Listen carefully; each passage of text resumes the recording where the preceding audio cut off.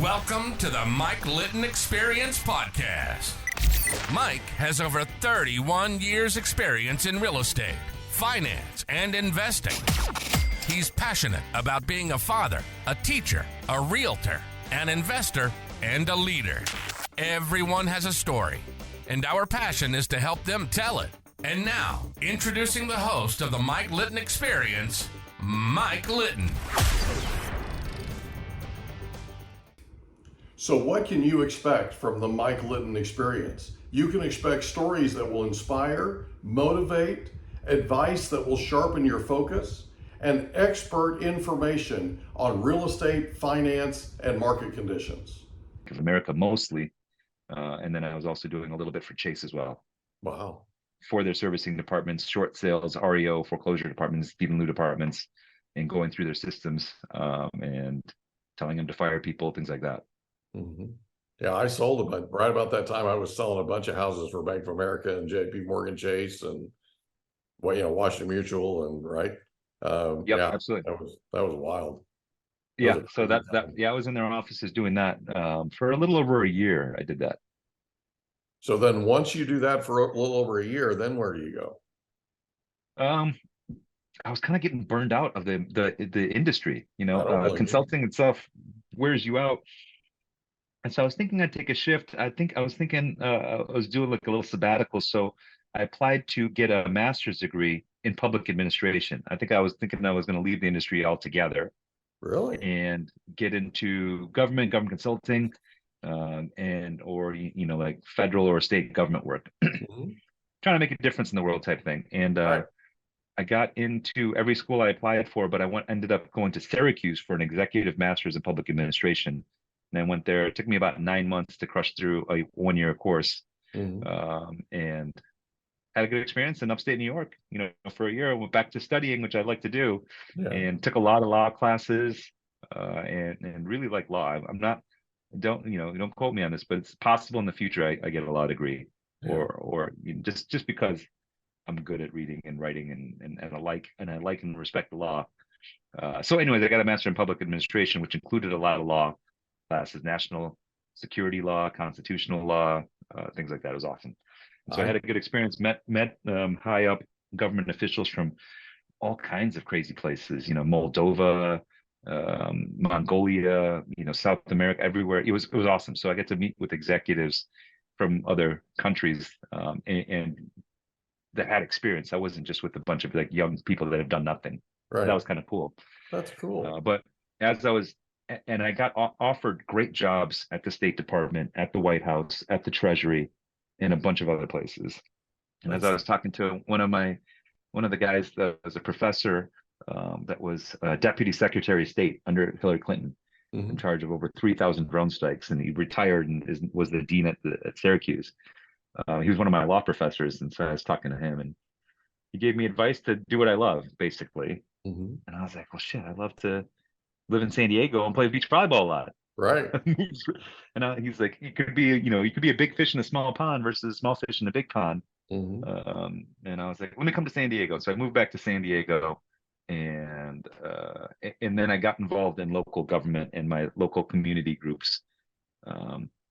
Not necessarily politically, but I did get an elected position, and I served in that role for about 5 years before I started having kids and got busy. Okay. So for like land use committee. Yeah, I was in the planning group for Pacific Beach. Oh, gotcha. Okay. So I was a general board member for about 6 months, vice chair for about a year, and then chair for about 3.5 years. Oh, that's cool. So I was in charge of all the major developments that came through PB. So how was that experience? Yeah, it was really good. It was interesting because those boards are typically made up of older, more established, retired neighbors. And so I was young, full of energy, organized, and pro builder, which is a rarity because these are the groups that are typically credited with being heavy NIMBYs. Right. And so we got accolades for being supportive of developers and cooperating with them and inputting neighborhood needs and approving projects. That's cool. And so I was happy to be able to shift the opinions of the other board members, because I didn't vote unless it was a tiebreaker. Hmm. And so most times we approve the projects. And I remember when we would meet with the other planning groups, there's 42 of them in San Diego. Wow. And then the central planning group, so every community within San Diego has their own planning group that's in charge of land Okay. use. It's I didn't advisory realize there to were that city. many communities in San Diego. Yeah, absolutely. Yeah, if you break them 42? down, yeah, every single community has their own. Mira Mesa, Rancho Bernardo, Tierra Yeah. Santa, Ocean Beach, they all have their own, you know. Hard. That is hard. That is hard to wrap my head around. But I mean, yeah, I guess there are that many. That's crazy. So once a month they would send the chairs and we'd have to meet with the other chairs and go over overall city agenda type stuff. But yeah, they I remember they one meeting they went and they commended PB for having the most favorable like approving projects and not just shooting down every project like Right. every other group did, you Yeah. know, and without any reason besides like the boogeyman of too many people in traffic and they're going to block my view and things like Yeah. that. Well, there's been a real issue in the building industry, and I had an experience, a personal experience that was also professional. I used to do home loans for buyers that were buying new homes, and I would go every year to the Bull and Bear dinner that the Building Industry Association put on. And the bull always said that things were going to be great, and the bear always said things were going to be terrible. And those two guys never agreed on anything, including the color of the sky. January of 2000, they end up agreeing that we're running out of permittable land in San Diego County to build on. And mind you, I'm 100% builder. I have nothing else. I'm 100% builder. Now I've got 300 loans in my pipeline, but I'm 100% builder. I've got a baby here that's almost 2 years old. I've got a baby on the way that's coming 6 months later, as it turned out, right? And I mean, it changed my life because I literally was sitting there and I got a chill from head to toe, and I knew I had to diversify because I literally was that big fish in a smaller and smaller pond, right? And Yep. that wasn't gonna work, supporting my family. So I was the sole support, Yep. So in less than a year, we opened a Keller Williams office. Uh, Okay. and that was how we diversified, you know what I mean? So, Yeah. but it was one of those things where, I tell God all the time, I don't do hints, right? So I got slapped upside the face with it. Turns out the bull was Alan Nevin, right? And Alan now is a good buddy of mine. He's been on our podcast now twice.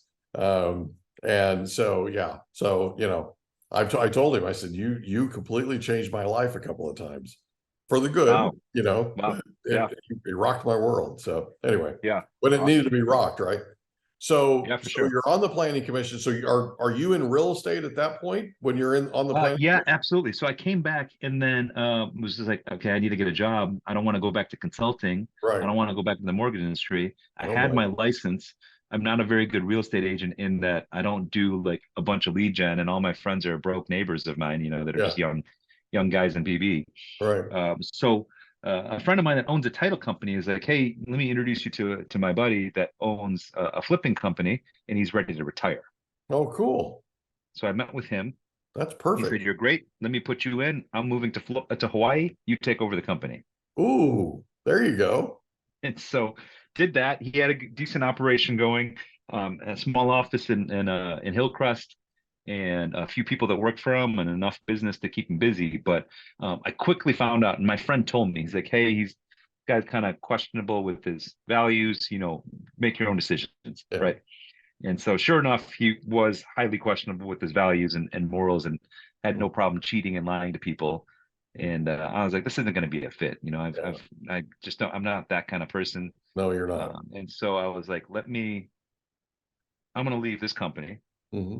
Think about it, but I think I've learned enough where I could do the same thing he was doing, Sure. but just honestly, just Yeah. tell people that the truth. Do it the right Yes, way. I would like to buy your house, and I'm going to try to fix it up. And if I do everything right, I might make some money. You Hmm. know, instead of trying to lie to them and say, "Oh, it's not a purchase," or it's just, it's temporary, or stuff like that. And I was like, I'm not doing it, but he'd have other people at the company do it. but if I'm running it, it's my signature on stuff. That's true. And so, Your reputation. yeah, I wasn't having it, and so that's what we did. So, I did that for about 4, 5, 6 months before I left. And then like the following month, I was like, I'm just going to start my own flipping company. Mm-hmm. And that's what I did in early 2014. Right. And you've been doing that ever since. Yeah. Same company that I have still today, so almost 10 years old. Yeah. That same LLC that I have, is still the same. So, the names changed back in 2017, but yeah, same company effectively. So you're flipping houses. Yep. And you're also, from what I understand, you're also building apartment complexes. Is that right? I'm getting there. So I've got a bunch of things in the pipeline. Yeah. And so they are going to take, the closest ones are about a couple months away from being built. Okay. The longest ones are about 2 years away from being built. Okay. But I do have probably 250 to 300 units in contract right now. That's awesome. To be built over the next couple of years. And that's growing pipeline. I actually might scoop up a bunch more just next week, which is exciting. So yeah, so pretty big opportunity there as I'm transitioning into that multifamily. But there's been a lot of stuff that's happened those last 10 years as well. So when I met you, you had a 30-unit piece of land you had just secured. Yeah, probably. Yeah. So we've gone through 2 rounds of early design review with the Vista Planning Commission. It's going to be a 33 unit in Vista, in a pretty good location near shopping centers and stuff like that. And it's cool because all around our property are other multi-units that are being built and will be done. So we'll be the last piece of construction on that street. That's cool. And so that's going well. And we're probably about another year away from breaking ground on that thing. That's exciting. So let me ask you this. So you've been flipping houses now, let's call it 10 years just to be safe, right? You've been flipping houses for 10 years now. What's the number one thing you learned? The number one most important thing you've learned in the last 10 years? About flipping houses? Mm-hmm. Got to buy it at the right price. Yeah. Got to buy it at the right price.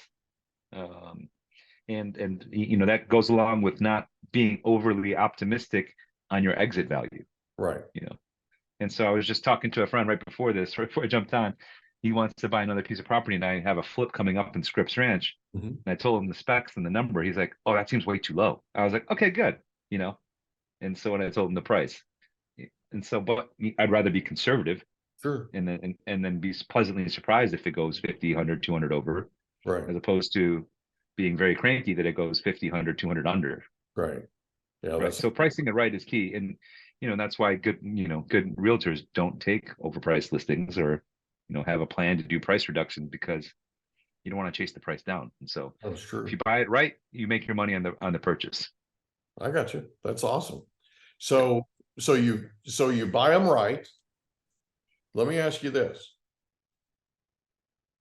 If there's somebody that wants to get into buying houses, fixing them up and reselling them, somebody wants to get into the flipping business, is there any sort of an opportunity to work with you on that? Yeah, 100%. I mean, and I'll admit, the first 25, 30 houses that I flipped was with a partner that had a significant experience in flipping houses. Okay. And so, there's different roles that you can do. I mean, the biggest thing is getting the leads direct to property owner to buy houses. Right. And there's different ways to do that, right? There's different ways to skin that cat. And if people wanted to work with me, I mean, I would encourage anyone that's new to work with someone experienced, because there's 100 ways to lose money in this business as well. And so, there's definitely ways that I can get you productive quickly, and ideally, hopefully get a deal done in the first month or two. Gotcha. Do you ever wholesale property? I personally have not, but I'll admit that I'm part owner of a wholesale company, which we do ethically. And so I'm more as an advisory on their company. And so they do all their own lead gen and management and contracts and disposition. And I'll just advise as needed, because sometimes they misunderstand property values. Gotcha. Especially with all the zoning and code changes that have been favorable for development. So in those cases, then, at least I can go through their pipeline and cherry pick the ones that we should be keeping in house. Right. I'm with you. So the reason I'm asking is I'm getting a lot of people that are asking me about wholesaling, it seems to be a popular thing now. And so they're asking me about me mentoring them in wholesaling. And I don't really have a lot of time to be mentoring people in wholesaling, you know. Yeah. So I haven't agreed to do that, but there are, and I get also questions from people about getting started in flipping. You know, they want to flip houses. They've been watching HGTV, and you know, Yep. they want to jump in, kind of thing. So if you're okay with it, I'll put them together with you. And I you can at can least work point them with. in the right direction. Yeah, Absolutely. if I'm not the right person, I'm always happy to point them in the right person. And I Yeah. always love meeting people in San Diego. This is my community. I don't want to make it anywhere else, and I like being here. Yeah. So it's always worthwhile to meet local San Diegans, whether they're in the business or not. Yeah, I certainly enjoyed meeting you. We met at a seminar in Carlsbad about multifamily. Tyler Peckinpah's Yeah, seminars. that's right. Yeah, that's right. Yeah. Yeah. So, but I thoroughly enjoyed our time together. And after I met you, I knew I was starting this podcast, and you were one of the first people that I wanted on here to be a guest of ours. So I really, really appreciate you doing this. So, is there anything else you'd like to talk about before we wrap up? Yeah, I mean, we've done a few things along the way. I mean, I think we might have missed that. Around 2015, I had to hire a full-time project manager to manage my flips and the construction. And Gotcha. so it turned out to be a Navy officer, real detail-oriented, real organized. People started coming to our houses saying, "Hey, we live down the street. We don't want to buy, but could you remodel our house?" Oh, So we cool. started doing some of those deals. By 2018, we turned that into a full licensed separate company. And so Wow. now I've got a full services construction company that I'm also, I'm CEO, I'm 50% owner, but I basically work as an advisor and some business development. Yeah. But now we have 4 project managers, 3 Wow. salespeople, dozen or so laborers, and we're building a dozen different structures throughout San Diego at a time. Oh, that's awesome. And we're going through the process to really scale up that business and professionalize it over the next few years and turn it into a good sized, home construction company, not just for residential, but then also starting to get into the commercial and the development. Ideally, I could use my own company for my own buildings. Right. Yeah, that's So awesome, man. that's You're right. We did miss a big piece. I apologize. No, it's all good. Yeah, so that's so I share my office with my construction team, and we actually might take over the office behind me too, because they're the the lumber drops and the window drops and the appliance drops are starting to take up a bunch of my space here Oh my for our goodness. projects. Oh, so they're And coming to so there. sometimes depends on what stage of the property's at. Gotcha. And so if it's ready to take it on, then great. If not, if they're drywalling and we don't want to drop appliances there and everything gets dusty, Yeah. it's a mess. Well, and it's also And security too, because sometimes it's harder to keep those locked up, and you don't correct. want Yeah. you don't So want appliances sitting there when the place isn't secure. So correct. Yeah. And we're not like, we're like a mid-level or mid to high level contractor. So I don't have like cheap stuff or cheap houses. We're in nicer places and nicer budgets that people appreciate the value, the service, the communication, the customer, and stuff like that. definitely, yeah. That's cool, So man. that's a big part there. And then the real estate team, I've got a real estate team now that's been growing. We've got about 20 or so agents, and they're doing a bunch of deals. And so I'm their team leader. I'm with EXP, so I'm not a broker associate, but I didn't want to be the broker anymore. I had my own brokerage, and it was difficult, as people that have had brokerages know. It's hard to make money as a broker, but it's a little bit more organized when we have some scale of the company, which has been helpful. And so yeah, but from that. And then last year, going to some multifamily conferences really compelled me that I needed to start putting that in my pipeline, Yeah. knowing that it's not quick money like flips are, right? Yeah. In a flip, you can get out of, in and out of in 4 months, but with the development deal, it's best case 4 years. Yeah. I was And just going to so say it's a few years anyway. Yeah. yeah, so that's kind of the plan, is that I keep doing this because it pays the bills, but then stack the pipeline because there's a few more zeros in those bigger deals. That's true. So let me ask you this. So when you're looking at land to build apartment complexes on, what are you primarily looking for? A particular type of zoning? Like, are you looking for opportunity zones? Are you looking, what Yep, absolutely. specifically are you So looking for? there's a couple of things that I'm looking at. One, for the most part, when I was in the planning group, a lot of the plans that came through had to come through the planning group because it needed a discretionary review, Right. which means the planning groups got to see it. Now, with all the new rules that have passed with ADUs and complete communities, those are now ministerial projects, which means that it doesn't go to public review. Okay. And so if I don't have my favorable PB group supporting my project, I don't have to worry about it because I don't have to worry about Rancho Bernardo shooting down my project. I got you.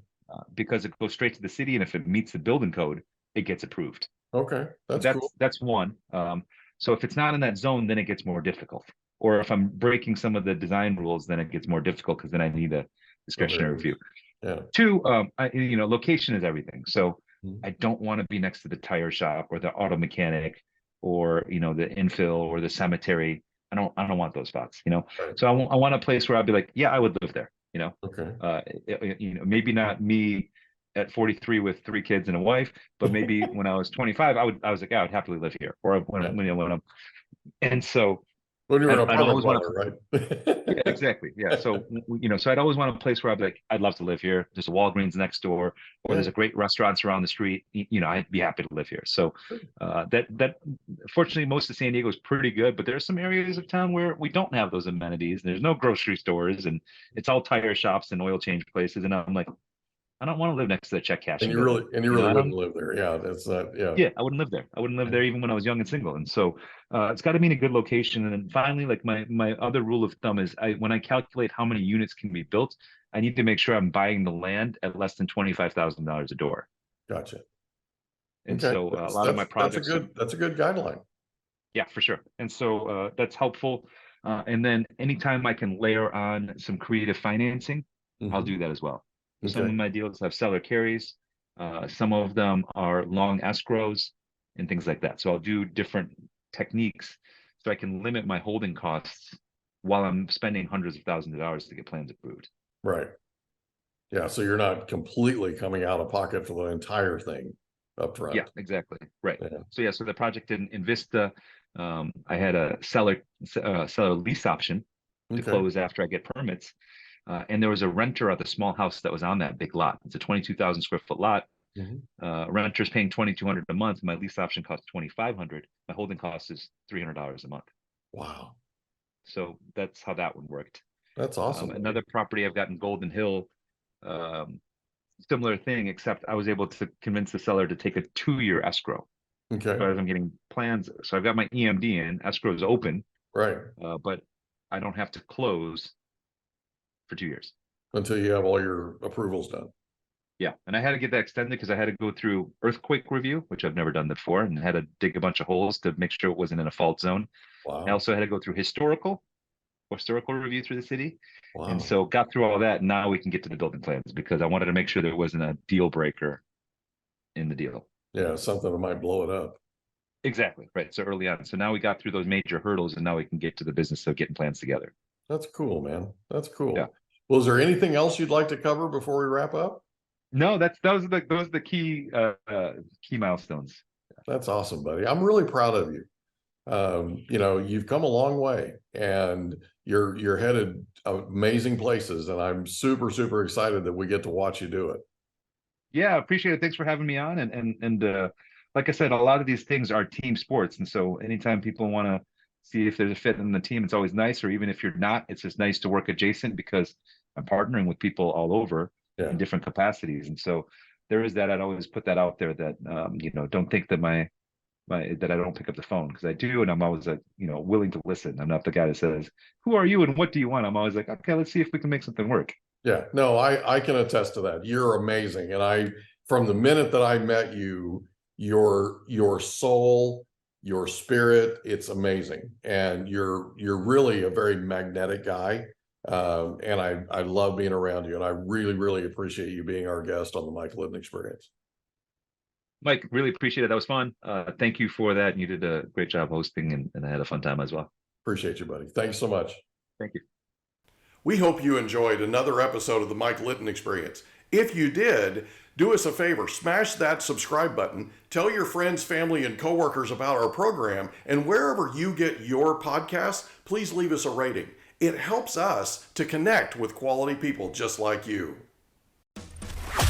And that's a wrap. Another episode of the Mike Litton Experience in the books. Reach out to Mike on Instagram at Litton Realty. Want to meet with Mike? Check out calendly.com/Rio760.